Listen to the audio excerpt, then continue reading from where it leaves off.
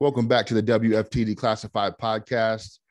Tonight we have a special guest in the house. We have professional NFL agent J.R. Carroll. How you doing, J.R.? Doing well. Well, and for those of you that are listening and don't know, he's the agent of Jonathan Williams, who's a running back for the Washington football team, who we cheered on this year. So let's jump right into it. Tell us how you got into being an agent. Were you a trial attorney first and then transitioned into that, or? Yeah, I mean, I was a trial attorney and still really am. And I work for a firm. We have about 600 lawyers, I think 23 offices across the country. We've got an office in D.C. And basically what happened was, Ron Mallett's family was looking for someone, basically to assist an agent and also somebody local that Ron would trust. And so what I told the family is, I'd be more than happy to represent Ron, but you actually need to go get a real agent and carry on the sports side, and I'll take care of all the stuff off the field. And so, I signed Ron with David Dunn out of Athletes First, and have represented a lot of players with Athletes First and other agencies, and some individuals just on their own. It really depends on what the player wants. And so that was 2011. I honestly thought that I'd represent Ryan, kind of get him going and kind of push that boat out in the water and be done. And it's now 2022, and I'm going to be representing Traylon Burks in this year's draft. And it just keeps going. Yeah, that's awesome. And he's projected to be a first-round pick, so that's got to be exciting for you. What's your involvement like during the draft process with a prospect that's going to be potentially a first-round pick? It's pretty intensive, and because they will really micromanage every single thing that the player does.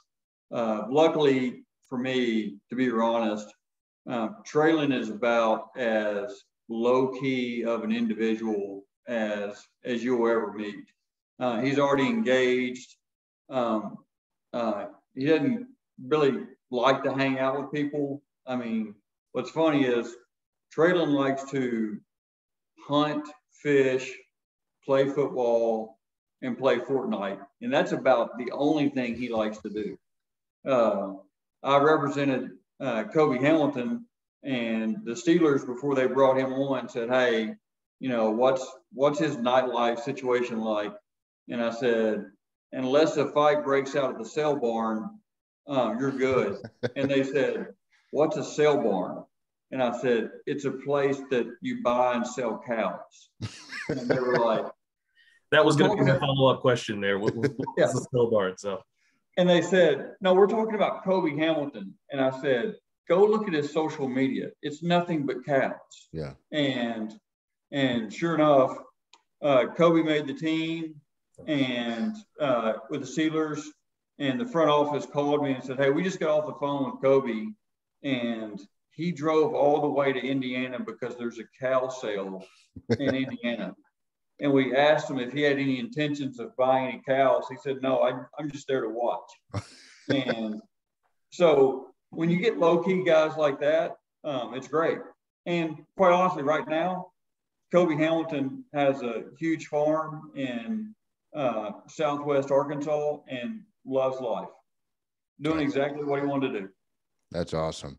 Now, when you have a client like Jonathan Williams, who again plays for the Washington football team, who we're all fans of, and he's not a top of the roster or top of the depth chart guy, do you play a role just keeping them motivated and keeping them, positive spirits and things like that about their opportunities? Well, in most cases, yes. To be honest, as you would expect in anything, just say like the acting field or whatever, if you've got a Tom Hanks or a Denzel Washington, everybody wants them. So it's very, very easy. It's the guys that are on the bubble of the team that you really have to work really hard for. And not only that, it's a confidence game with these guys, and they can't lose confidence. Jonathan Williams has always been an individual that you never had to worry about his confidence level. I get more down than he does when things go bad for him. And like, I mean, I will tell you this, one of the great things about my life is being introduced to somebody like Jonathan. I mean, he's been cut numerous times. And all the times he would always, when I would just be down, he would say, you know, JR, God's got a plan. Yeah. And like, he always said it in a positive way, not a negative way. Like whenever something bad happens to Jonathan, he always looks at it like it's not a negative. Like there's a positive to this. And basically, JR, you're just an idiot because you can't see it. And quite honestly, he always says, you know, he can't see it either, but it's going to. And sure enough, it has kind of always worked out for Jonathan. And to be honest, I always say that Jonathan's kind of the curious case of Jonathan Williams. He's had the worst luck. I don't think anybody has really ever gone through and looked at his timeline to see how crazy of a timeline he's had in the NFL. It's amazing.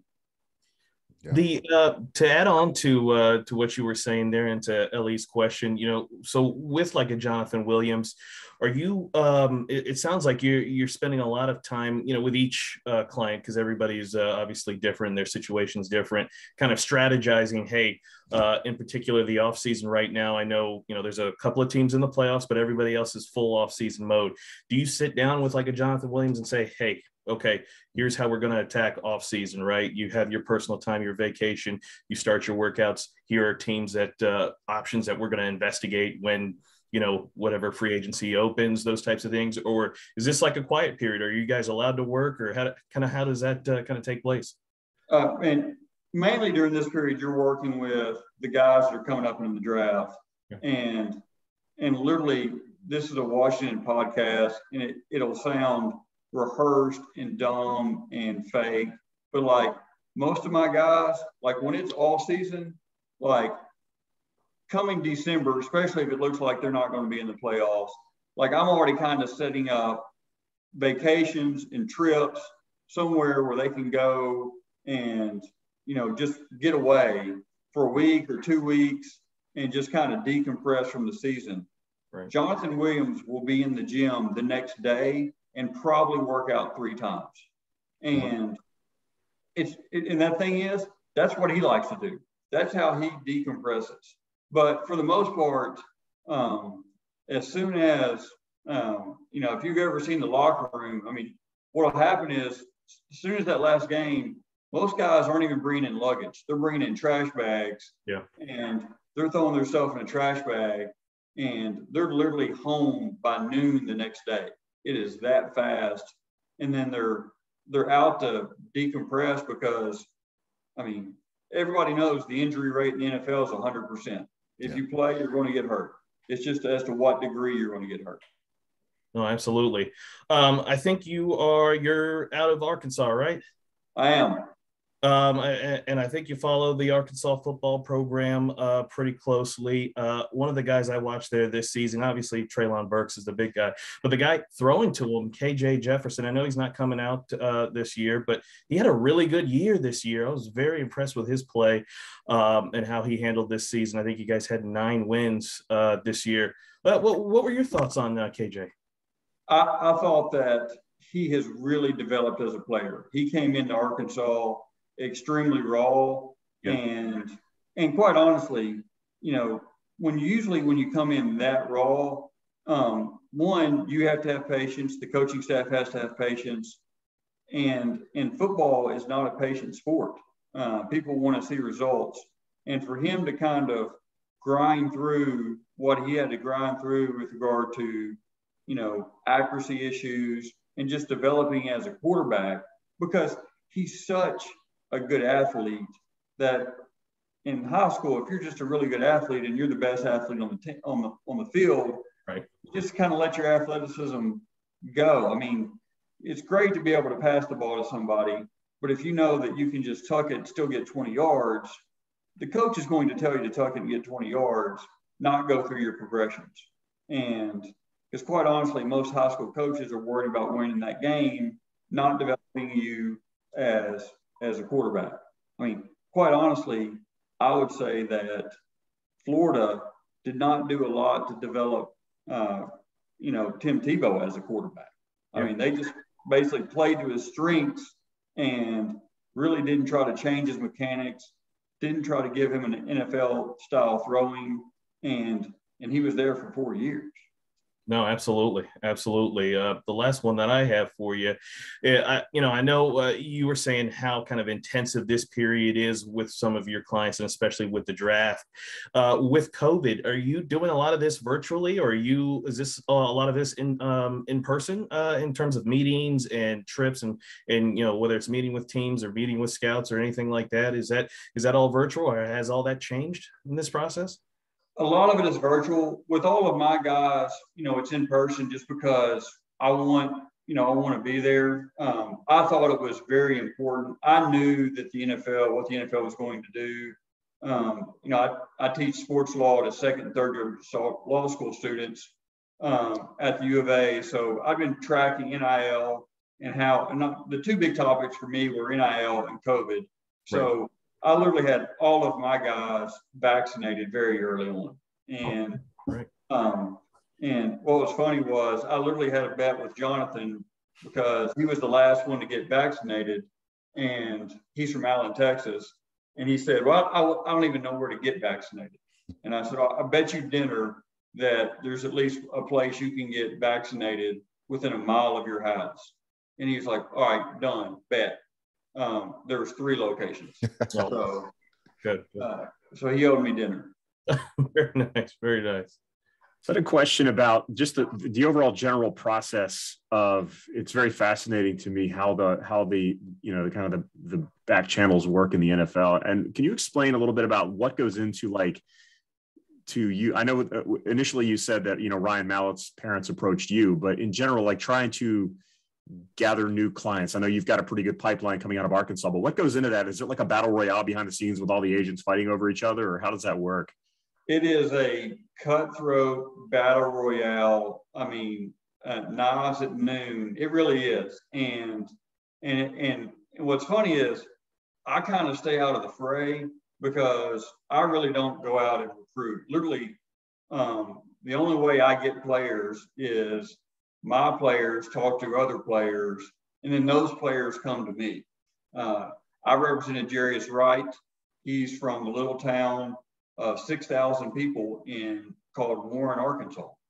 There just happened to be a 6'3", 225, a kid that grew up to be 6'3", 225 pounds that Jarius Wright had mentored since he was a little kid, and now he's a first-round prospect. I mean, I don't think that there's anything that I could have walked in Traylon's living room and said and impressed him enough to sign with me. That, those are all, that groundwork was all laid by Jarius saying he's represented me for so long in the NFL. I know exactly how well he did for me. This is what I think is best for you. But yes, there are stories out there. The Jerry Maguire stories of agents down in the lobby and then agents upstairs signing, and those are all true. Every single one of them. It's amazing. So you've never been on the phone yelling, "Show me the money"? I have not. Guys. Okay, good. That was actually one of my questions. Like, how accurate is that? But I guess you kind of cleared it up. Those guys go after it. It is really accurate. And when I represented Frank Ragnow, and he got drafted in the first round. And so my law firm was nice enough to take Tom Cruise's picture off Jerry Maguire and post it all in my office, in our corporate kitchen, in the hallways, in the elevator. And there were signs that said, "Show me the money," all over my office. So you had me at hello. So that's great. What goes in? I know you had mentioned a little bit earlier about how you're scheduling vacations for players and you're trying to help. How much work do you do with that kind of thing? Like, what percentage of the job is that, and what do you do to prepare people for life after football? How does that all play into your job? Is it just are you cradle to the grave as far as NFL career goes, or how does that work?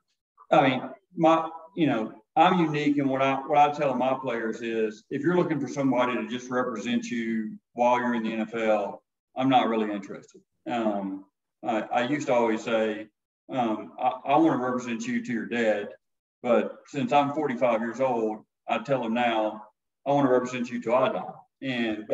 But in all honesty, what I tell all my players is, if you're not thinking about your career after football, while you're still in football, you're making a mistake.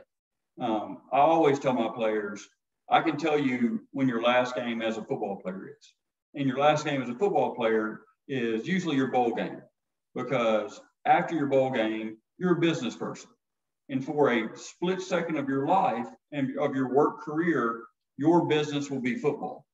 And whether it's a Hall of Fame career or whether it's 3 years in the league, it will still go by in a blink of an eye. And you should treat this as a business, because I promise you, your employer will treat it as a business. And I make sure that every contract my players sign, whether it's leases, whether it's buying a car, whether it's their NFL contract, I have them, I go through line by line, because I tell them, if the first time that you actually ever see a contract is when you're 30 years old and you have to review it, it's too late. You're gonna. That's when people get taken advantage of. Makes sense. Go ahead, Brian. So with all the things that you are doing for your clients, I know you said you're at a firm of 6,000 plus. In specific, do you have a team dedicated to the sports side, or how many are on your staff, just kind of working with all the players that you have? It's basically just me, and quite honestly, what I do is I try to keep my roster between 5 and 7 players, and when I get to that limit, I simply wait for someone to retire. I mean, I don't think that you can be as hands-on as I want to be, and say, hey, we're one big family of 40 people. Doesn't make sense. I mean, I've got 2 kids. I can't figure out where they are most of the time. How am I supposed to figure out, if I have 12 players, what they're doing and what their needs are? And sure enough, I could hire people to pawn them off on, but that's not the agreement that he and I reached when I said, I want to represent you. I didn't say, I want to represent you, but here's so-and-so if you need anything. That's not the deal. Gotcha. Yeah. One of the most intriguing parts of the whole draft process for fans is the undrafted free agent signing period, which I can imagine as an agent, that's probably a bunch of calamity. And can you kind of take us through what that process is like after the draft? Well, it starts probably in round 6. So in round 6, you start getting phone calls, and you start to get the jostling of teams. And the best part is, you're trying to do a balancing act between how much money you can get for your player as to what is the best situation. And I always tell my players, we don't trip over pennies chasing dollars. If somebody's going to offer you a $15,000 or $20,000 signing bonus, and I look at the depth chart and there's no chance really for you to make the roster unless somebody gets hurt, we're not going there. I would much rather you go somewhere where you're getting no signing bonus and have a shot to make the roster and stick than getting money. And what most people don't realize is, if you're in the 6th or 7th round, it's better off not to get drafted, quite honestly. The choice, the opportunity to be on the roster that you want, you're better off. And not only that, once you don't get drafted, if you're a highly sought after player, you can actually get a much bigger signing bonus than you would if you were a top 6th round pick. Collins, the tackle for Dallas, that came out of LSU.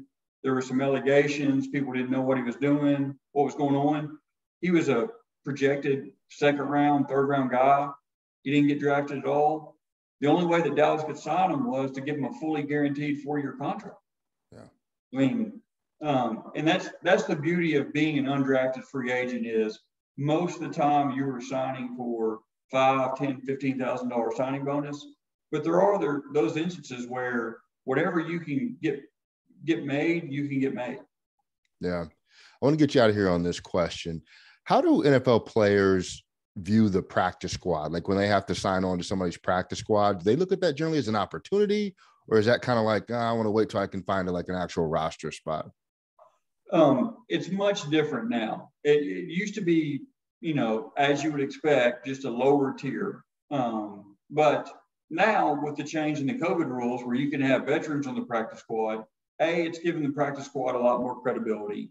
And B, you would be surprised at some of the veterans, although they will remain unnamed, they don't mind being on the practice squad. What they'll say is, I get my weekends off.